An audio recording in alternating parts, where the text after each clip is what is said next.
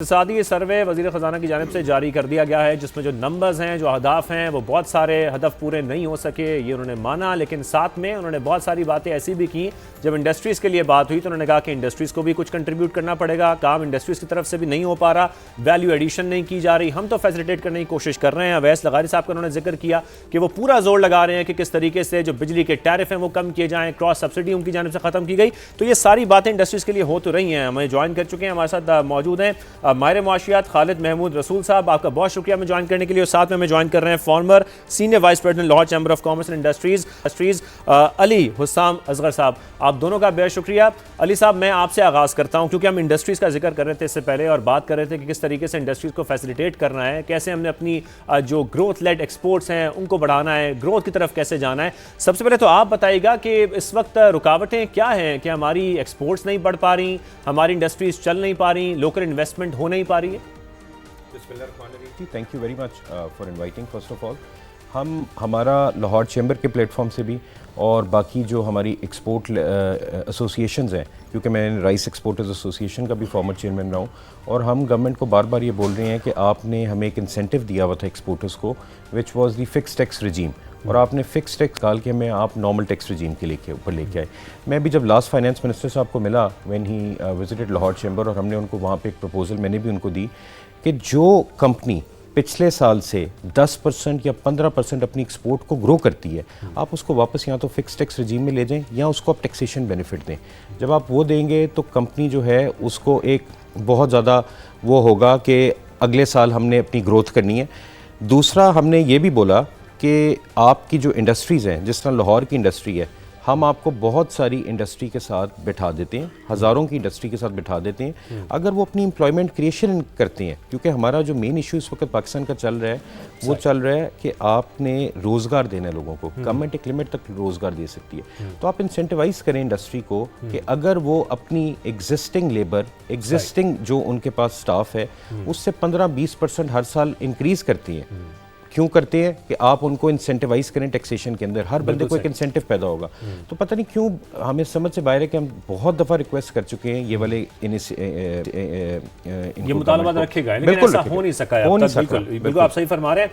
हमें इस वक्त ज्वाइन कर चुके हैं हमारे मुआशियात हैं अशफाक तौला साहब, साबिक वज़ीर मुमलिकत हैं। बहुत शुक्रिया अशफाक साहब हमें वक्त देने के लिए। अशफाक साहब, आगाज़ अगर हम यहाँ से करें, आज जो इक़्तिसादी सर्वे जारी हुआ है वज़ीर ख़ज़ाना की जानिब से, एदाद शुमार तो जारी किए गए हैं और मुल्क की मईशत की बड़ी खूबसूरत तस्वीर पेश की गई है।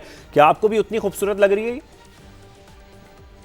आपकी आवाज़ मेरा ख्याल है क्लियर नहीं है, तो मैं जहाँ तक समझाऊँ, आप आदाद और शुमार की बात कर रहे हैं, तो मेरा ख्याल है देखें, आदाद और शुमार तो हर साल ही साल ही हम इन पे बहस करते हैं और ये ला हासिल बहस हो जाती है। अगले साल फिर हम आते हैं और फिर इनको रिव्यू कर रहे होते हैं, क्योंकि पहला साल ये जो आदाद और शुमार आते हैं वो प्रोविजनल होते हैं, अगले साल उसको हम रिवाइज करते हैं और उससे तीसरे साल जाके ये फाइनल होते हैं। तो एक लॉन्ग टाइम होता है जिसमें ये होते हैं। मगर मेरे हिसाब से देखें, मैं हुकूमत को कभी भी मोरद इल्ज़ाम इसलिए नहीं ठहराऊंगा कि इनको तो डिफेंड करना है अपनी माशी आशारियों को, और IMF के प्रोग्राम में रहते हुए ये कुछ दे नहीं सकते आपको और मुझे, और इसलिए ये ऑब्वियसली जाहिर बात है वो हर आदमी अपने उस हिस्से का जो बेहतरीन पोर्शन है वो निकाल के रखेगा कि जी हमने देखें GDP में ये किया, हमारी एक्सपोर्ट बनस्बत इसके कि जी ये ख़राब होती बिकॉज ऑफ द फैक्ट कि जी वॉर हो गई थी, या हमारे क्या कहते हैं जी जलजला आ गया था, और सॉरी सैलाब आ गए थे, इसलिए ये हमें प्रॉब्लम आई। तो मैं समझता हूँ बाय एंड लार्ज हम IMF के प्रोग्राम में रहते हुए हम नाकाम हो जाते हैं अपने लोगों को फैसिलिटेशन करने के लिए। देखिए, हमने कुछ नंबर्स वर्क किए थे और ये टाइमली हमने लोगों को दिए भी थे कि IMF के प्रोग्राम में रहते हुए 2 साल में इसकी हिडन कॉस्ट मेरी आई है 11,000 अरब रुपए। हम परसों हमारी सियासी बात पे इत्तेफाक नहीं कर रही थी कि 920 बिलियन रुपीस को किस तरीके से हम मैनेज करें, और कल जाके हमने उसको मैनेज कराया और उसके बाद हम IMF के पास गए कि यार ये फार्मूला आ रहा है, आप एक्सेप्ट करते हैं कि नहीं। तो हमारी कदगनें इस बात की मुतामिल है नहीं हो सकती हैं कि हम अपने अवाम को कुछ दे सकें। हमें मेरा ख्याल है सबसे पहले IMF के प्रोग्राम को अपना रिव्यू करना पड़ेगा, क्योंकि इसके रहते हुए कोई भी पॉलिसी मेकर चाहे कहीं से भी आप लेके हैं, मेरा ख्याल है लेकिन वो लेकिन तो अशफाक साहब, नहीं कर सकते। आपको पॉलिटिकल विल दिखाई दे रही है? जो आपने कुछ कहा सर, जी, मैंने कहा आपको पॉलिटिकल विल दिखाई दे रही है? आपकी आवाज बिल्कुल कट रही है सर। आप मैं आई अच्छा, कांट प्लीज़ हियर मैं यू। पीसीआर से रिक्वेस्ट करूंगा मेरी अगर आवाज़ बढ़ा दें और अशफाक साहब तो मेरी आवाज़ चली जाए। अशफाक साहब, मैं आपसे ये जानना चाह रहा हूं कि आपने जिक्र किया, ज़ाहिर है IMF की तरफ से जो बहुत सारी शराइत हैं वो तो हैं, लेकिन आपको पॉलिटिकल विल दिखाई देती है इस वक्त हुकूमत की?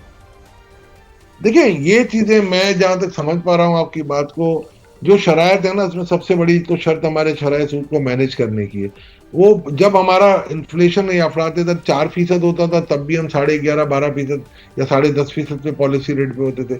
आज जब हमारा 11% और एवरेज 4.5-6% है, फिर भी हम यहीं पे। दुनिया का दस्तूर है कि पॉलिसी रेट जो होता है वो इन्फ्लेशन से 2% प्लस होता है।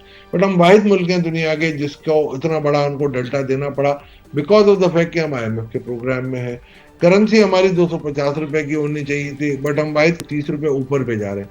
देखिए, पूरी दुनिया डिवैल्यू कर रही है इस वॉर के बाद। इंडिया डिवैल्यू कर रहा है, बांग्लादेश ने किया, बट हमारी रिवैल्यू हो रही है रोज 2-3 पैसे। इसकी वजह यह है कि हमारा स्टेट बैंक महंगा डॉलर खरीद रहा है, और उसने पिछले 3 सालों में 27 अरब डॉलर खरीदे हैं। हम IMF के प्रोग्राम से निकल सकते हैं, हमारे पास पूरी रेसिपी है। हम इस मुल्क में इन्फ्लेशन को 6% और GDP ग्रोथ को 5% ला के 11% अशफाक तौला साहब, कतई कलामी की माजरत, अगर हम निकल सकते हैं इस IMF कंप्लाइंस से जो हमारे लिए, अवाम के लिए मुश्किलात ला रही है, तो फिर मसला कहाँ है? आप हुकूमत से मिले, तजावीज़ दी, आपकी हुकूमत आवाज बात आ ही करने को नहीं रही तैयार है। मेरा ख्याल है आप बात में मुझे अशफाक साहब के साथ दीजिएगा। जरा राब्ता बहाल करें। मैं पीसीआर से रिक्वेस्ट करूंगा कि प्लीज़ ज़रा ये ऑडियो का मसला थोड़ा हल हो जाए। जब तक हमारे साथ दीगर मेहमान हैं वो भी मौजूद हैं, उनको भी हम शामिल गुफ्तगू करता हूँ। इस वक्त हमारे साथ तारिक साहब मौजूद, खालिद साहब मौजूद है, खालिद महमूद रसूल साहब, आपका बहुत शुक्रिया। खालिद महमूद साहब, ज़ाहिर है जो इस वक्त हम ओवरऑल बात कर रहे हैं, इक्तिसादी सर्वे तो जारी हो गया है, लेकिन उसमें जो नंबर्स पेश किए गए हैं वो एक अलग बहस है। लेकिन ओवरऑल अगर देखा जाए, जो हमारी इकॉनमी है उसके जो बुनियादी मसाइल हैं वो आपके नज़दीक क्या हैं, जिसको हल करना IMF के होते हुए हमारे लिए, हुकूमत के लिए, मुआशी टीम के लिए बहुत ज़रूरी है? देखिए, बुनियादी तौर पे जो हमारी इकॉनमी का एक जो स्ट्रक्चर है वो काफ़ी हद तक जो है ना वो आउटडेटेड है, और उसमें तब्दीली लाने की ज़रूरत है। अब इकोनॉमिक स्ट्रक्चर में आप देख लीजिए कि हमारे 3 मेजर शोबे हैं। एक इंडस्ट्री है, आपके यहाँ एग्रीकल्चर है, और उसके बाद आपके यहाँ सर्विसेज सेक्टर है। अब हमारी जो इंडस्ट्री है वो पिछले कई सालों से इंडस्ट्री, अभी जैसे इंडस्ट्री के रिप्रेजेंटेटिव भी कि हमारी जो इंडस्ट्री है वो it is losing the competitiveness as compare to the regional players as well as to the international players. अच्छा, उसका नतीजा ये है कि हमारे यहाँ दस्तावेजी सेक्टर के ऊपर टैक्सेशन का बोझ बढ़ता जा रहा है। हमारी एनर्जी और जो बाकी कॉस्ट ऑफ डूइंग की चीज़ें हैं उसके ऊपर प्रेशर आता जा रहा है। नतीजा ये है कि हमारी industry over the time, over the years, इसकी कम्पेटिटिवनेस जो है ना वो लूज़ हुई है, नंबर 1। नंबर 2 ये है कि हमारी गवर्नमेंट का जो काफ़ी अरसे से जोर है उसमें बजाय इसके कि इस इंडस्ट्री में हम डाइवर्सिफिकेशन लेके आएँ, वैल्यू एडिशन पे जाएँ, हाई टेक पे जाएँ। अच्छा, सारे का सारा जो हमारी इस वक्त एक्सपोर्ट बास्केट भी है वो भी सारी उसी प्रिमिटिव बास्केट के ऊपर है जो आज से 10-15 साल पहले भी है। उसमें टेक्सटाइल्स है तकरीबन को 55-58% के करीब, चावल है, लेदर है 75% मोरलेस। ये 4 ग्रुप्स जो है ना वो कर लेते हैं, which is least value added है। अच्छा, दुनिया जो है वो IT समेत chemical, engineering, telecommunications and so on so forth वो वहाँ आगे चलेगी। हमारी इंडस्ट्री में एक तो कम्पेटिटिवनेस लूज़ हुई, दूसरा उसमें ये है कि हमारे यहाँ डाइवर्सिफिकेशन जो है वो नहीं हो सकी। अच्छा, पूरी इंडस्ट्री में अगर आपने इसकी तरह की प्रोडक्टिविटी सेंट्रिक ग्रोथ लेके आनी है तो आपको पूरा एक इकोसिस्टम डेवलप करना पड़ता है। पॉलिसीज़ में बड़ी वाज़ेह तौर पे एक विजिबिलिटी देनी पड़ती है। टैक्सेशन में भी आपको एक वाज़ेह तौर पे लेवल प्लेइंग फील्ड जो है ना वो आपको देना पड़ता है। अच्छा, फिर यह कि पॉलिसी शिफ्ट जो है ना वो बार बार नहीं होने चाहिए, and so on so fourth. अब होता ये है कि हमारे इंडस्ट्री में ये कम्पेटिटिवनेस लूज़ हुई। उसके बाद आ जाइए एग्रीकल्चर के ऊपर। एग्रीकल्चर इज़ कंट्रीब्यूटिंग हमारी इंडस्ट्री का खासा बड़ा जो GDP का 18% के करीब है। इसमें जितनी भी हमारी मेजर क्रॉप्स हैं वो पिछले तकरीबन 3 दिहाइयों से continuously they are falling down. और हमारे यहाँ हर इकोनॉमिक सर्वे में लाइफ स्टॉक को थोड़ा सा बढ़ा के पेश कर देते हैं सो दैट कि एवरेज जो GDP एग्रीकल्चर सेक्टर की आपको नज़र आए वो नज़र आए कि ग्रोथ है। इस साल भी आप देखिए कि उसमें जो ग्रोथ है वो लाइफ स्टॉक में है, जो मेन क्रॉप है उसमें नहीं है।